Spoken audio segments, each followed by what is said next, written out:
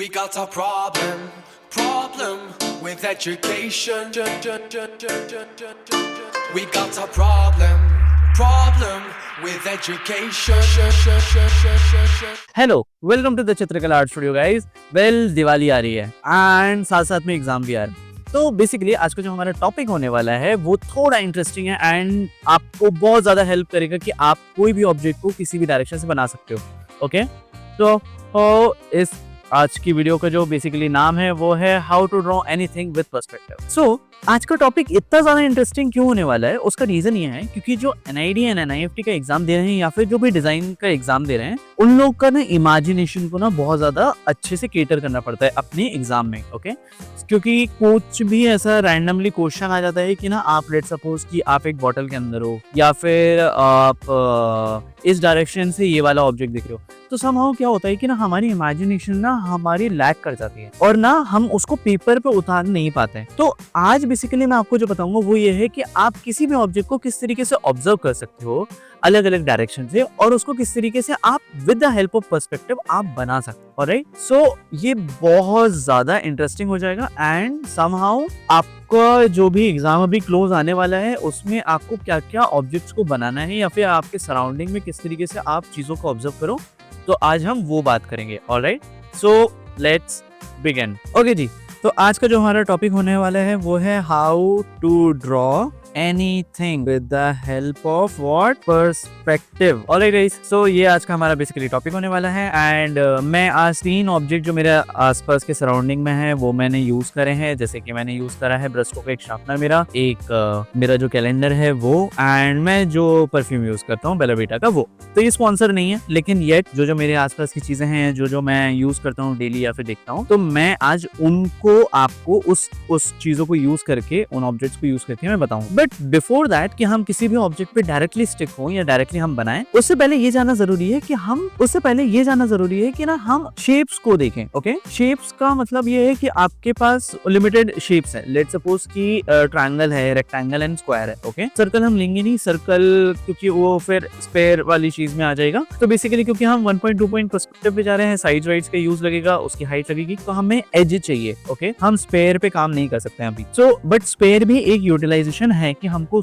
किस तरीके से बनाना है, उसका राउंड सर्कल किस तरीके से दिखेगा। लेट्स सपोज कि कोई पॉट है या बॉटल है या कुछ भी, तो वो भी चीज मैं आपको बताऊंगा कि वो कैसे दिख सकता है एंड आप सर्कल को आप एज पर द पर्सपेक्टिव या जो भी डायमेंशन वाइज वो मूव होगा वो आप कैसे दिखेगा, वो सब मैं आपको बताऊंगा। ऑलराइट, सो फर्स्टली मैं आज आपको शेप्स का नॉलेज लेता हूँ। ओके, हम पहले क्या करते हैं, हम 1 पॉइंट, 2 पॉइंट एंड 3 पॉइंट को एज पर द शेप और डायमेंशन वाइज हम लोग एक बार कर लेते हैं, देन फिर हम उसमें ऑब्जेक्ट्स को रखना सीखेंगे। ऑलराइट, सो अब जैसे कि मैंने यहाँ पे ना एक पर्सपेक्टिव का वो चीज दे दिया है एंड अपने पास शेप्स कौन से हैं। अपने पास शेप है, एक तो स्क्वायर है, second is the rectangle and the third one is the triangle. Okay, if अगर आप इन तीनों का ही 3D मॉडल देखेंगे तो आप कैसे दिखेगा कि आप ट्रायंगल को इस तरीके से देख सकते हैं, ये 1 पॉइंट पर्सपेक्टिव पे जा रहा है, इसको भी आप 1 पॉइंट पर्सपेक्टिव पे देख सकते हैं, इस चीज को भी आप एज अ 1 पॉइंट पर्सपेक्टिव आप देख सकते हैं। ऑलराइट, तो ये आपका बेसिकली ये पूरा एक शेप आ गया, मतलब ये आपका 3D मॉडल्स आ गए। ओके, अब इसको हम कैसे बनाएंगे या चीजों को कैसे रख सकते हैं। ऑलराइट, तो फर्स्टली तो हम क्या करेंगे, ये वाला प्रैक्टिस करो कि आप ना शेप्स को करो। अभी हम क्या करते हैं ना कि 1 पॉइंट पे ही हम तीनों शेप्स को करते हैं अलग अलग डायरेक्शन से। सो लेट्स सपोज कि ना हम पहले लाइंस ले लेते हैं कि अलग अलग डायरेक्शन से, ताकि ना हम अपने ऑब्जेक्ट्स को अलग अलग डायरेक्शन पे रख पाए पहले। तो ये हमने बेसिकली ये डायरेक्शन वाइज ले लिया। अब इस पे ऑब्जेक्ट कैसे करेंगे कि लेट्स सपोज कि अब हमें पहले तो स्क्वायर हम रखते हैं। ओके, पहले सारे 1 पॉइंट पर्सपेक्टिव है ना, तो हमको नीचे से ऊपर तक की चीजों को देखना रहेगा। ऑलराइट, सो लेट्स सपोज कि सबसे पहले कोई आपके सामने ऑब्जेक्ट है, दैट मींस कि वो बहुत ज्यादा बड़ा होगा शायद। ओके, एंड ये हमारा ऑब्जेक्ट आया एंड यहीं से हमारा ये जिस डायरेक्शन पे भी, जिस जगह पे भी, ये आपका हॉरिजॉन्टल लाइन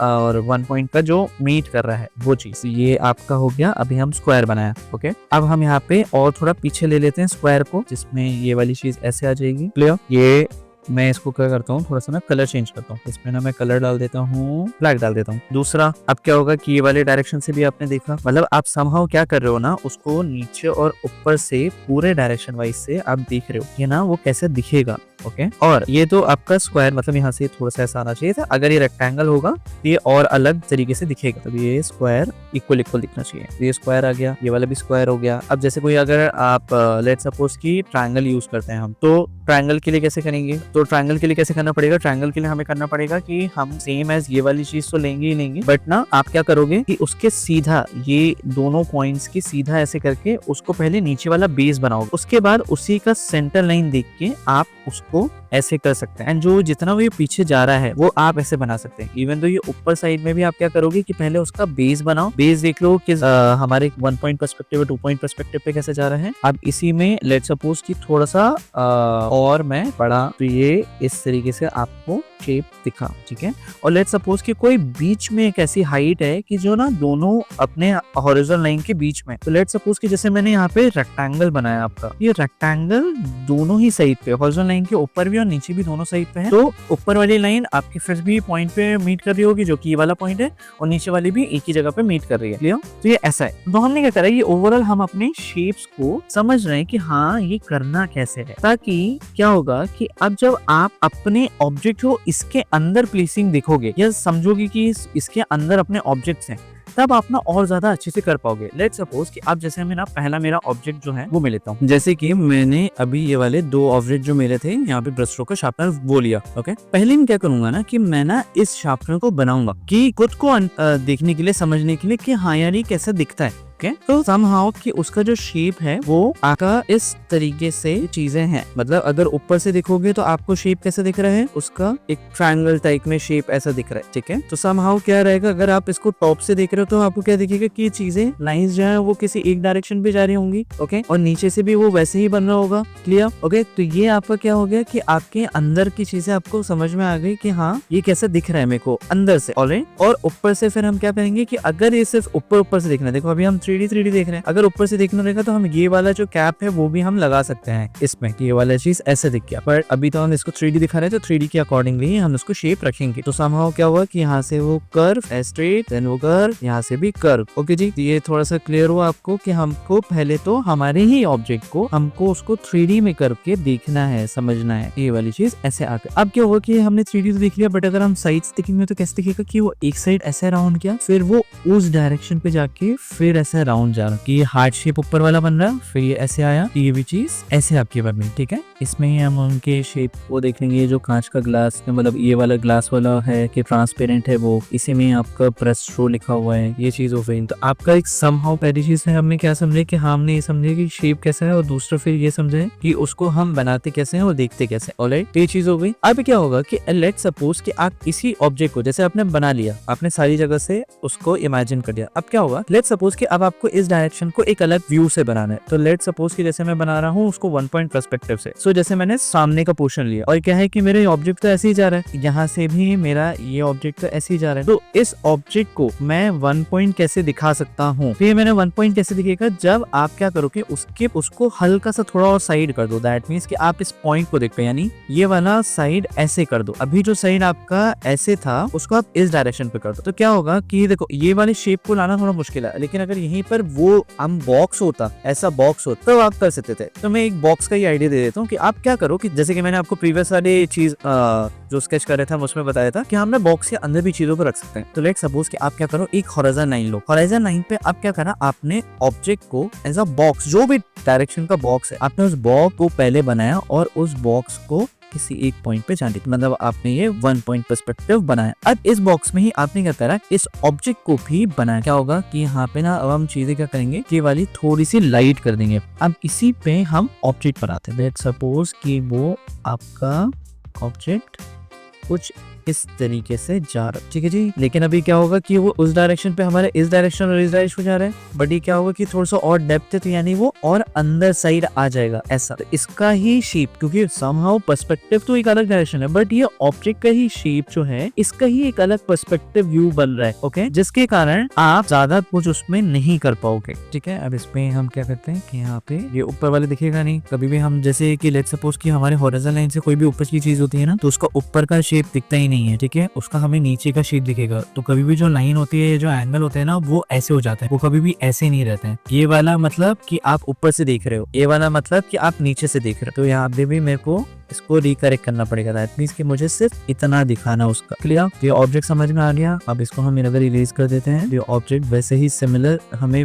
समझ में आ गया जैसे वो है। क्लियर है? ये वाली एक चीज हो गई। अब लेट्स सपोज कि हम इसको 3 पॉइंट पर्सपेक्टिव में देखते हैं, या फिर हम इसको थोड़ा इस डायरेक्शन पे इस वाले तरीके से देखते हैं। इस वाले को साइड कर दिया। अब आपने ये वाला साइड आपने क्यों करा कि ये वाली चीज आपने ऐसे थोड़ी वो कर दी, बैठा दी। ये वाला ऐसा किया, सेम यहाँ पे भी वही चीज ऐसा है ये आपको, और ये भी सेंटर पे आपका इस जगह पे बना, ये वाले शेप पे। तो जितना आप ऑब्जर्व कर सकते हो और बना सकते हो उतना ज्यादा बेनिफिट है। ओके, क्योंकि क्या होता है कि ऐसे में ना आपको समझ आ पाता है कि यार ये ऑब्जेक्ट कितना बड़ा है। जैसे अब यहाँ से अगर हम इधर से इधर करते हैं तो ये डिस्टेंस होता है, तो अगर हम इसको ज्यादा आगे रोकेंगे तो चीज बहुत बड़ी दिखेगी, अगर हम उसको ज्यादा पीछे रोकेंगे तो वो थोड़ी छोटी दिखेगी। तो हमको इस चीज पे भी ध्यान देना है कि क्या डिस्टेंस है। वेल, डिस्टेंस वाली जो चीज है वो मैं थोड़ा आगे वाले जो हमारा नेक्स्ट वीडियो होगा उसमें मैं कवर करूंगा, बट ओवरऑल अभी की अंडरस्टैंडिंग के लिए आप ये चीज समझ लीजिए। ऑलराइट, आज मैं आपको एक चीज और बता, थोड़ा ऐड ऑन करता। जब भी आप शेड ऐड करो, वेल इसको अपन नेक्स्ट वाले ही टॉपिक में करते हैं कि ना आप किस तरीके से शेड करोगे और लाइट एंड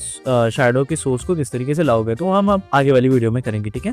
लेकिन अभी आपको ये समझना है कि हम कोई भी ऑब्जेक्ट को किस तरीके से पर्सपेक्टिव के हेल्प से बना सकते हैं, ये चीज होगा। अब लेट्स सपोज कि यही वाला हम 3 पॉइंट पर्सपेक्टिव में बना रहे हैं, जैसे कि अब इसी ऑब्जेक्ट को हमको बनाना है एज अ एंटी व्यू। तो वो कैसे बनेगा? तो वो बनेगा जब मतलब आप ये एनिमेट कर रहे हो, इमेजिनेशन कर रहे हो कि जैसे मैं ये वाला ऑब्जेक्ट ना ऐसा बिल्डिंग है, अब वो बिल्डिंग कैसे दिखेगी। तो लेट्स सपोज कि वो बिल्डिंग बहुत बड़ी, मतलब आपका जो हॉरिजॉन्टल लाइन है वो कहाँ हो जाएगा, आपके नीचे, क्योंकि कभी भी हम मुंडी ऊपर करके ही हम किसी भी 3 पॉइंट पर्सपेक्टिव को देख पाते हैं, या फिर हम मुंडी नीचे करके। तो मतलब हमारा हॉरिजॉन्टल लाइन जो है वो आई लेवल पे है, बट अब क्या हुआ कि इस आई लेवल से हम मुंडी ऊपर कर दिए तो हमारा विजन ऊपर हो गया, ठीक है। यानी विजन आपका इस डायरेक्शन पे हो गया, बट आपके हॉरिजॉन्टल लाइन कहाँ रह गई, नीचे ही रह गई। क्लियर? तो ऐसे देखेंगे। तो लेट्स सपोज कि इसी को मैं जायंटली ऐसे बना, ऐसा है, यहाँ से भी है, ऐसा शेप आ रहा है, ठीक है। बिल्डिंग है, कुछ भी आप कह सकते हो। ओके, इसके ऊपर ये जैसा आपको जो शार्पनर वाला है वो थोड़ा और बड़ा हो गया दिख रहा है। अब क्या होगा कि ये वाला जो ग्लास वाला पैनल था वो ग्लास वाला पैनल इतना चला गया, क्योंकि वो